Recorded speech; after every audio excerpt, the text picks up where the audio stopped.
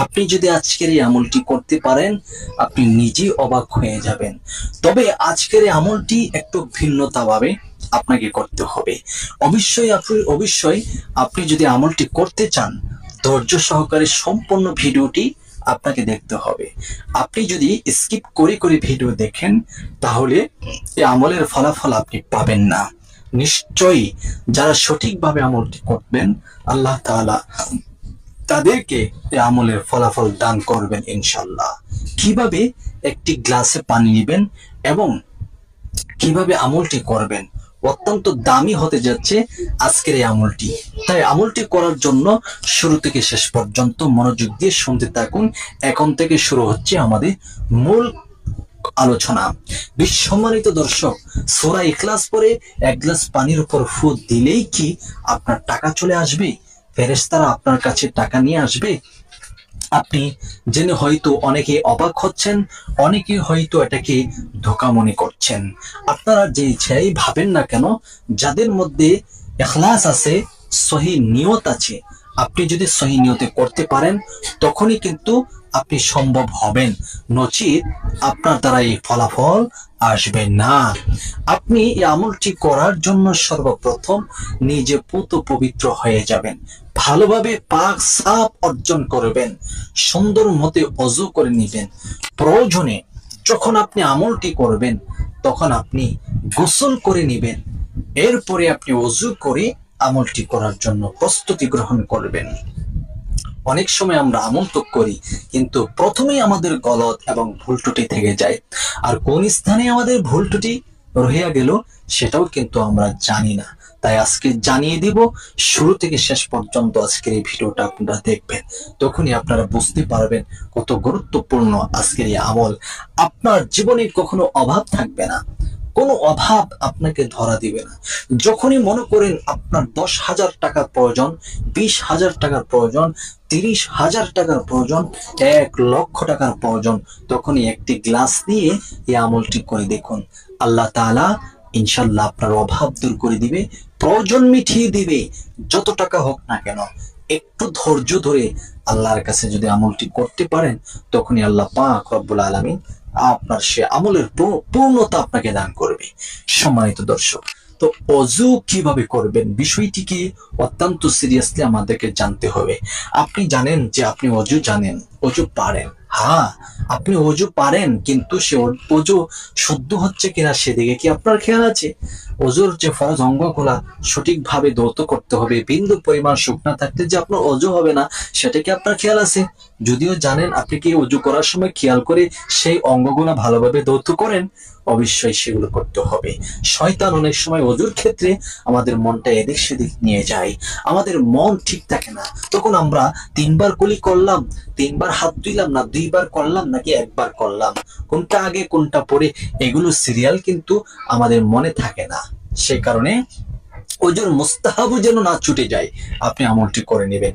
রাতে আপনার ঘরে ফেরেশতা টাকা নিয়ে হাজির হবে, মানুষের বেশে টাকা নিয়ে আসবে, আপনার প্রয়োজন পূরণ করে দিবেন আল্লাহ। আল্লাহ গাইবী সাহায্য করে আপনার প্রয়োজন পূরণ করে দিবেন। কারণ সূরাতুল ইখলাস এটা এমনই একটি সূরা, আল্লাহু আকবার কাবীরা, আল্লাহর হাবিব প্রিয় নবীজি সাল্লাল্লাহু আলাইহি ওয়াসাল্লামের কাছে একজন সাহাবী এসে কান্না শুরু করলো, ইয়া রাসূলুল্লাহ, ইয়া হাবিবাল্লাহ, নবী গো, আমি আমার সংসারে অভাব, সে অভাবের ধারণায় আমি মানুষের কাছ থেকে ঋণ করেছি, ধার নিয়েছি, অনেক টাকা ঋণ করে ফেলেছি। আমার তো সেই সাধ্য নাই, সামর্থ্য নাই আমি সেই ঋণগুলা পরিশোধ করার জন্য। কিন্তু আমার ওই সমস্ত লোকগুলা, ব্যক্তিগুলা ঋণকে পরিশোধ করার জন্য আমাকে অত্যন্ত কঠিন ভাবে চাপ দিয়েছে। আমার মাথা হ্যাং হয়ে গেছে, পেরেশানের মধ্যে পড়ে গেছি। ইয়া রাসূলুল্লাহ, ইয়া হাবিবাল্লাহ, নবী গো, এখন আমি কি করতে পারি, আমাকে কিছু বলে দেন না।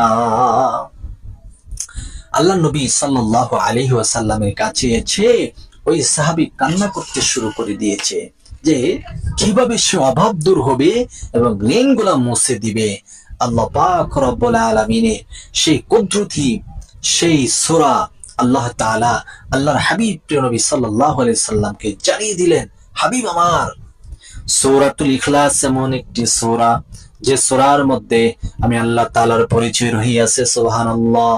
আল্লাহ তাআলা জানিয়ে দিলেন, কুল হুয়াল্লাহু আহাদ আল্লাহুস সামাদ লাম ইয়ালিদ ওয়া লাম ইউলাদ ওয়া লাম ইয়াকুল লাহু কুফুয়ান আহাদ।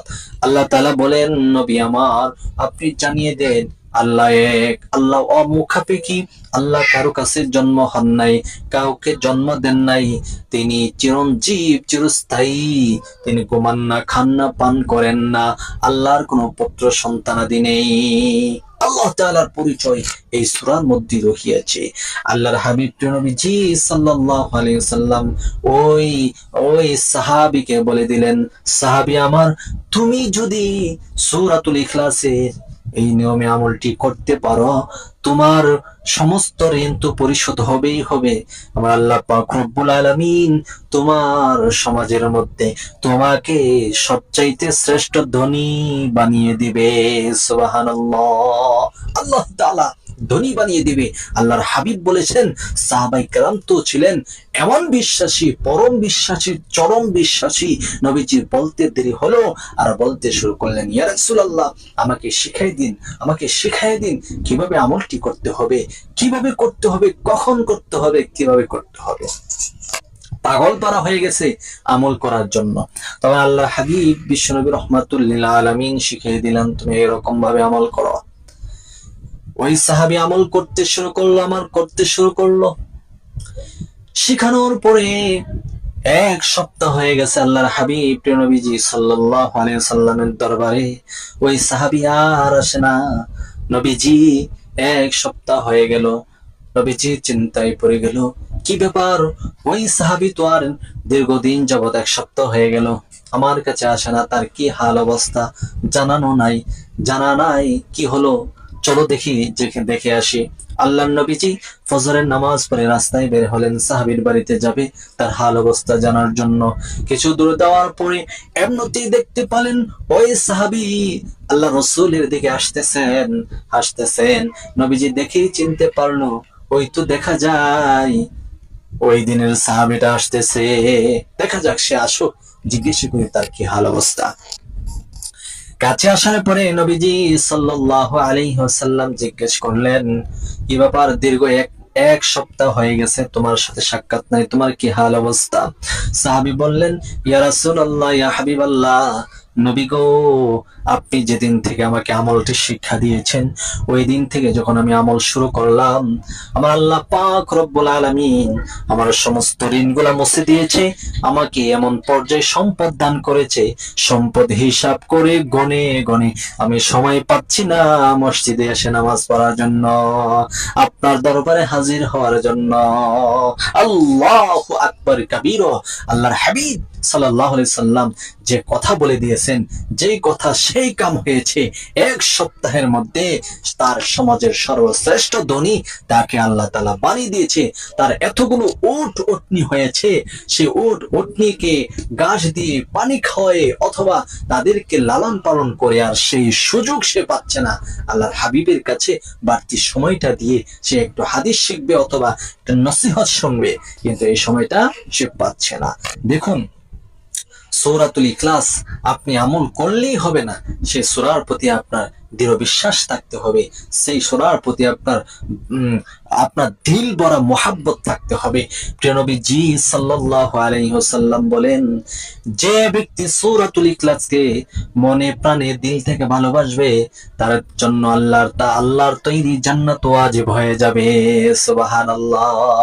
আপনি যদি সহজে জান্নাতে যেতে চান, তাহলে সূরা ইখলাস পড়ার আমল আপনি ভুলবেন না, কখনোই ভুলবেন না। হাঁটতেছেন, পড়তে থাকেন, কুল হুয়াল্লাহু আহাদ আল্লাহুস সামাদ লাম ইয়ালিদ ওয়া লাম ইউলাদ ওয়া লাম ইয়াকুল লাহু কুফুয়ান আহাদ। বসে রইলেন সূরা ইখলাস পড়েন, শুয়ে আছেন সূরা ইখলাস পড়েন। হাদিস শরীফের মধ্যে আছে কোন ব্যক্তি যদি একবার সূরা ইখলাস পড়ে, আল্লাহ পাক রব্বুল আলামিন তার আমলনামার মধ্যে 10 পারা কোরআন তিলাওয়াতের সওয়াব দান করেন। সুবহানাল্লাহ। কেউ যখন 2 বার সূরা ইখলাস তেলাওয়াত করে, আল্লাহ পাক রব্বুল আলামিন তার আমলনামার মধ্যে 20 পারা কোরআন তিলাওয়াতের সওয়াব দান করেন। কেউ 3 বার সূরা ইখলাস পাঠ করলো, তার জন্য গোটা কোরআন খতম করার সওয়াব তার আমলনামার মধ্যে দান করে দেন। সুবহানাল্লাহ। কেউ যদি সূরাতুল ইখলাস 10 বার তিলাওয়াত করে, আল্লাহ পাক রব্বুল আলামিন ওই পাঠকের জন্য জান্নাতে তার জন্য একটি মহল নির্মাণ করে দেন। যে মহলটা তৈরি করা হবে হীরা মণি মুক্তা, সেই মহলের ইট পাথর কংকর সিমেন্ট রড হবে হীরা মণি মুক্তা দ্বারা খচিত। সেই বিল্ডিংটি জান্নাতে তার জন্য নির্মাণ করা হবে। মৃত্যু হতে দেরি হবে, জান্নাতে যেতে তার কোনো প্রকার দেরি হবে না। সুবহানাল্লাহ। চিন্তা করে দেখেন সূরা ইখলাস কত বড় পাওয়ারফুল, কত কত ফজিলতপূর্ণ একটি সূরা। এই সূরাটি আপনি শুনবেন না, এই সূরার আমল করবেন না, তো কিসে আমল করবেন? আপনি সারা বছর শোনা বন্ধুর গানে শুনলেন, আপনি অশ্লীলতা ভিডিও দেখলেন, কিন্তু আপনি ফজিলতপূর্ণ ভিডিও দেখার সহ্য আপনার হয় না, ধৈর্য হয় না। শুধু বলতে থাকেন ভিডিও লম্বা হয়েছে, আমল লম্বা হয়েছে, আরো বিভিন্ন বাণী দিতে থাকেন। আপনার মনে চাইলে দেখুন, না মনে চাইলে না দেখুন, কিন্তু বিভ্রান্ত ছড়াবেন না। আপনি মনোযোগ দিয়ে শুনুন, আপনার উপকার হবে। সূরাতুল ইখলাস যদি আপনি মনের প্রাণে বিশ্বাস করতে পারেন, ভালোবাসেন, এর বিনিময়ে আপনার জান্নাত ওয়াজিব হয়ে যাবে। সুবহানাল্লাহ। আল্লাহর নবী বিশ্বনবী রাহমাতুল লিল আলামিন বলেন, এই সূরাকে মনে প্রাণে বিশ্বাস করলে ওই ব্যক্তির জন্য, যে ব্যক্তি বিশ্বাস করবে, ভালোবাসবে, তার জন্য জান্নাত ওয়াজিব হয়ে যাবে। তার একটা দৃষ্টান্ত আমি দিয়ে দিই, সাথে সাথে ওহী নাজিল হয়ে গেছে। এরপরে আমলটি কিভাবে করতে হবে আমি বলে দিব। আমল তো করবেন, কিন্তু আমল করার জন্য বিশ্বাস এবং যোগ্যতা, সেই পরিমাণ কথাটুকু যদি আপনি না জানেন, আপনার অন্তরে যদি সে বিশ্বাস না আসে, তাহলে আমল করে কিন্তু আপনি ফায়দা পাবেন না, অথবা শান্তি, অথবা মনের মধ্যে একটা স্থিরতা আছে, স্বস্তি আছে, সেগুলা পাবেন না। সেই জন্য মনের সুস্থিরতা আসার জন্য, মনের মধ্যে শান্তি আসার জন্যই কিন্তু হাদিস থেকে কথাগুলা বলা। এই জন্য ধৈর্য সহকারে শুনুন, আপনার অনেক উপকার হবে।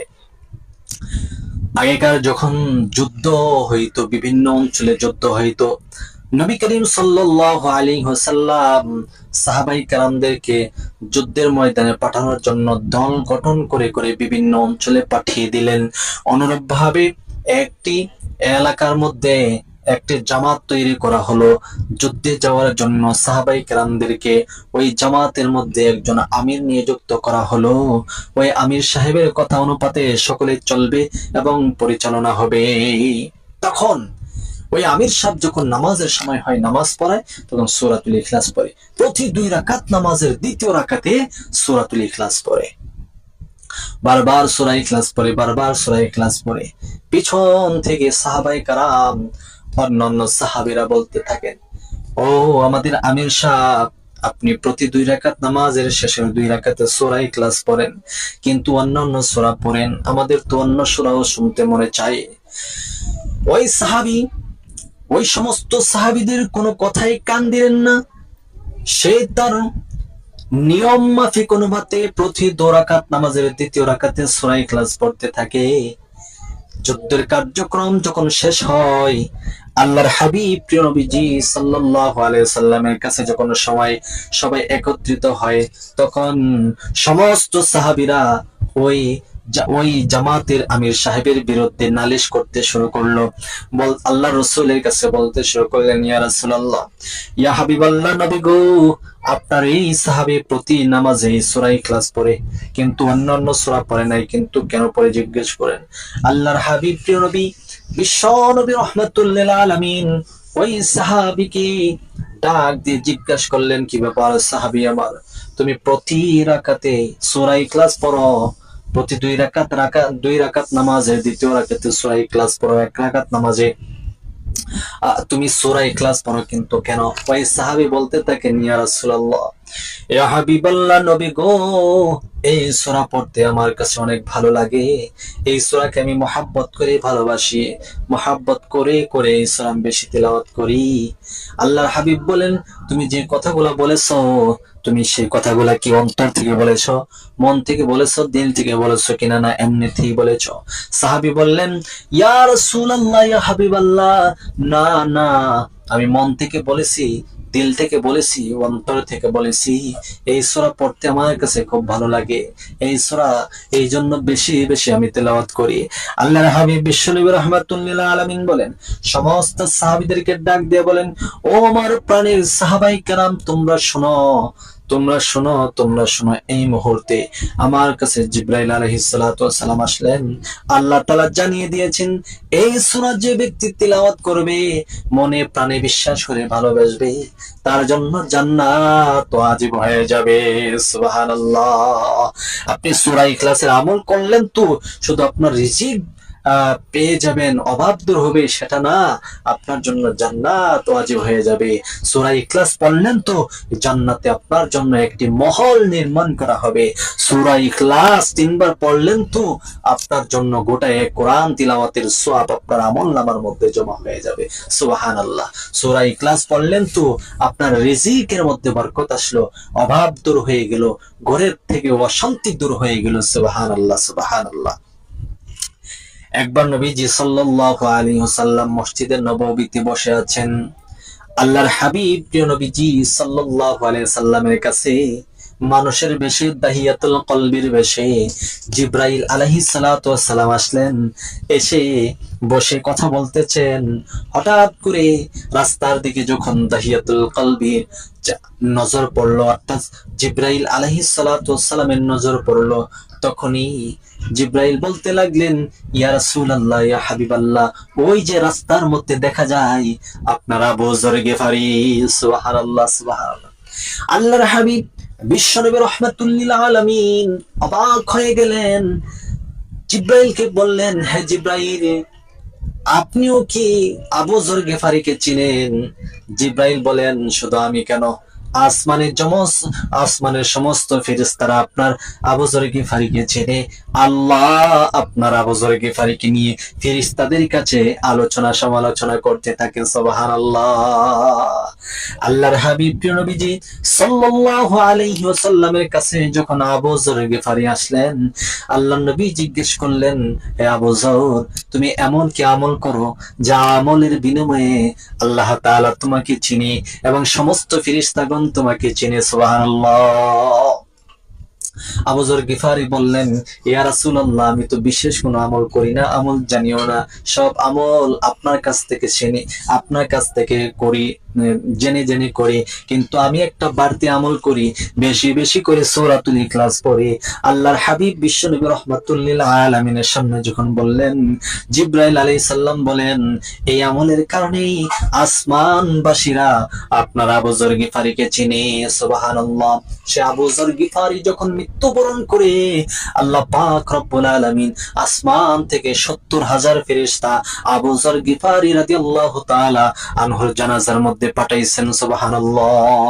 আপনি যদি আপনার জানাজার মধ্যে আপনার জানাজার মধ্যে ফেরেশতাদেরকে অংশগ্রহণ করাতে চান, তাহলে বেশি বেশি করে সূরাতুল ইখলাসের আমলটি করবেন।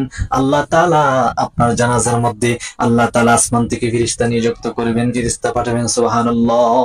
তো সূরাতুল ইখলাসের ফজিলত আপনি জানলেন, আমি কিঞ্চিত আমি বললাম, কিন্তু ইহার ফজিলত কিন্তু আরো অনেক অনেক রহিয়াছে।